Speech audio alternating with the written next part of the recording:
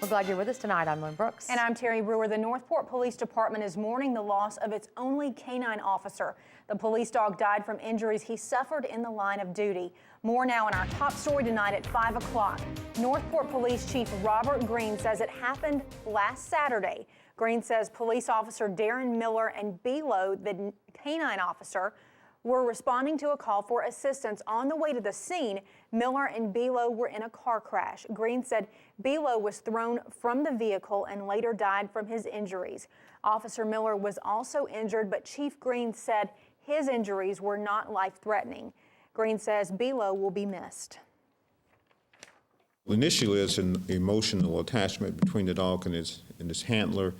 But after the dog becomes acquainted with other officers on various calls, and then everybody gets somewhat attached to the dog. Chief Green says the police department will have a funeral for the dog later this month.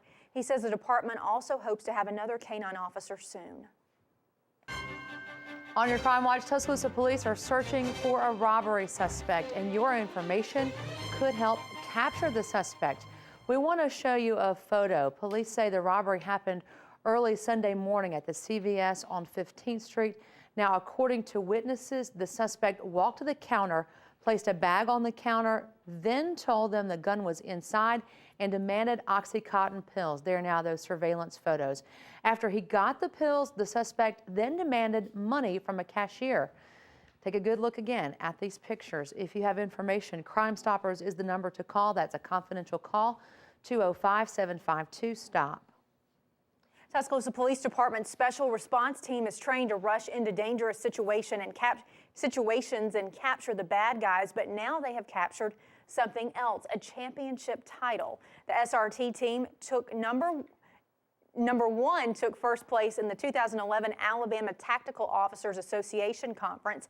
Team 2 brought home second place. Officials say SWAT officers from across the state and some as far away as the Philippines participated in that competition. Officers competed in several areas and worked in training courses, including hostage rescue and explosive breaching. This is the second year in a row TPD has won first place. The Forest Lake area of Tuscaloosa suffered a lot of damage from the April 27th tornado, and now almost 6 months later, the community is starting to see some signs of change. Over the past few days, you may have noticed the level of Forest Lake began to drop. The Homeowners Association is partially draining the lake to allow for debris cleanup and for homeowners to work on their docks. Members say the association is trying to determine what steps to take to remove debris like you see here from the lake. A representative with the cleanup of the Forest Lake Committee says the lake will not be completely drained. Of course, in the meantime, it will only go down to a certain level. This is probably the lowest it's going to go. It's continually fed by springs, and consequently, and then with the oncoming rains, it will start to fill back up. But in that deal, we wanted to have it at a level that will still protect the ducks and the fish that are in the lake. In the months since the tornado, Limroth says more ducks are now living in the lake and several families of them are now swimming around.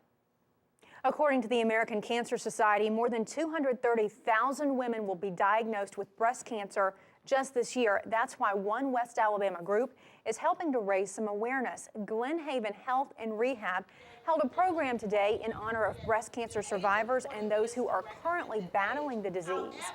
Employees made a special presentation to the DCH Breast Cancer Center of $100. Organizers say the donation will go toward wigs and prosthetic bras. We work in the healthcare field every day. We also have residents here who suffer from breast cancer that we take care of, and breast cancer also affects the lives of our employees here. So we want to make sure that our employees are taken care of, and we just celebrate the lives of the survivors. According to the American Cancer Society, at this time, there are more than 2.6 million breast cancer survivors in the United States. National news tonight. Tonight is the night the President's American Jobs Act is taking center stage on the Senate floor. The $447 billion plan to put Americans back to work will be voted on by the full Senate. But not everyone on both sides of the issue is happy with it. The major issue is a provision in the bill that adds a 5.6% surtax on Americans making more than $1 million a year.